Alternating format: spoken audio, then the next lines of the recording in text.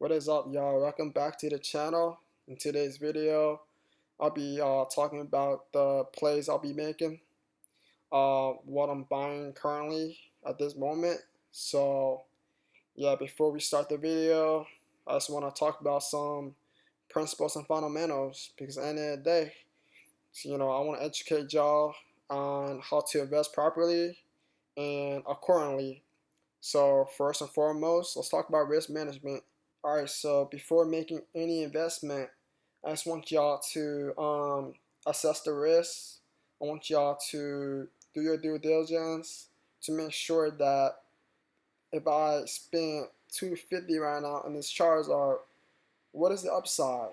What is the potential downside? Me personally, I'm a long-term investor, so I want to be buying for a long run. Like these short-term fluctuation in prices really doesn't concern me. Like if I like this card, Charizard card, and I feel like 250 is a good buy right now at this current level, I'm gonna buy it. And if it's dips to 220, 200, it really don't bother me because at the end of the day, I'm not here for short-term gains.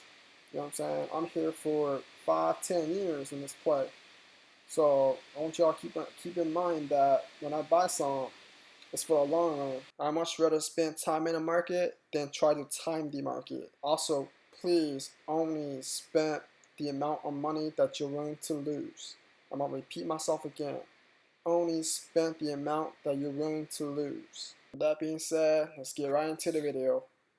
Alright, so I want to talk about the Pikachu from Vivid Voltage. So when this card was first released back in 2021, it was released at 462. You know what I'm saying? Like the market on this card was crazy. Like this was before the Altars came out, so everyone wanted this card, and literally a month after release, it crashed to $76. Alright, and then afterwards, next month later, it went back to 360.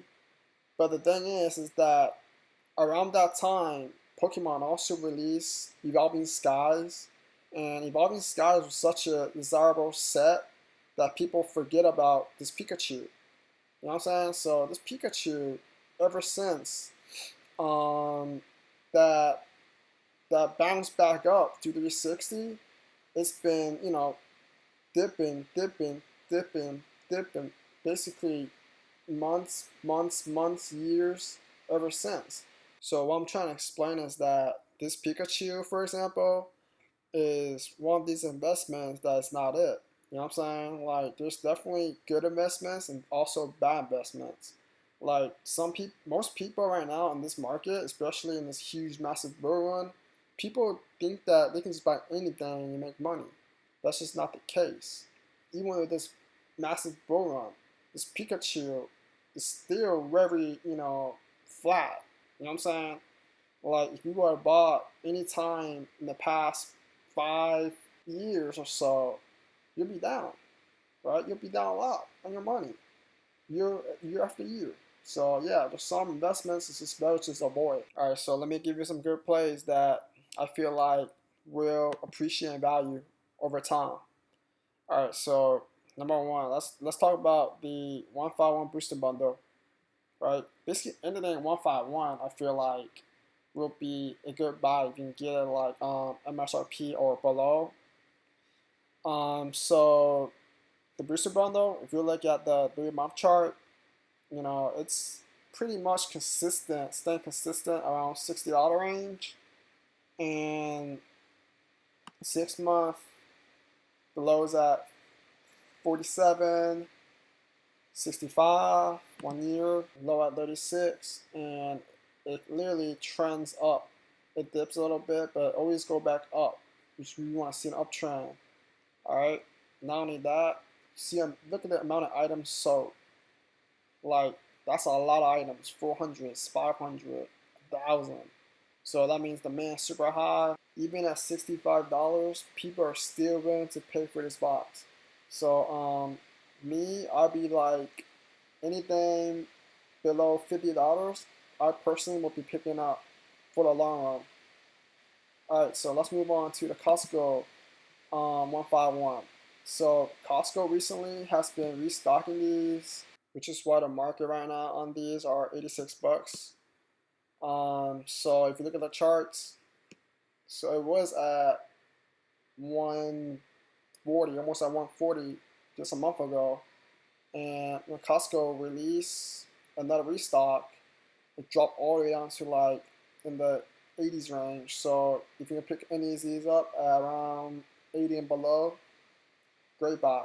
Because at the end of the day, this 151 has been proven to bounce back up over time. Just basically every restock is gonna temporarily drop the price, but over time this should be fine. All right, so the next box I'll be buying is the Charizard EX Super Premium Collection. Yeah, I'm sure this will come as a surprise to many of y'all because most people don't like this box. But the reason why I said that this is a good buy right now because the market value right here is around 66 bucks, okay? And not only that, you can find these at Sam's Club for under 50 bucks. And I feel like for under $50, this is a great buy because it comes with 10 booster packs.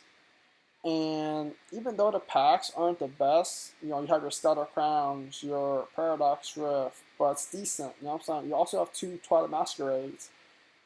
Also, keep in mind that you have this Charizard figurine that can be great, excellent addition to your collection, your display shelves, and yeah. So this Charizard is worth like 20 bucks, and if you do 50 minus 20, that leaves you with $30, and 30 bucks with 10 packs, that's like $3 a pack. If you do that, then that's a great deal. So that's why I highly recommend y'all, if you can, go to your Sam Club, pick these up for under 50 bucks, and yeah, definitely keep a couple seal in your collection as well, because I feel like over time, this will be a 100 plus box, just because it's a Charizard and it's such an underrated box in my opinion. All right, so now let's move on to Journey Together. So Journey Together was released not too long ago, and this box, not gonna lie with you, was super popular. It was at like 120 of release, and it dipped substantially all the way to 75.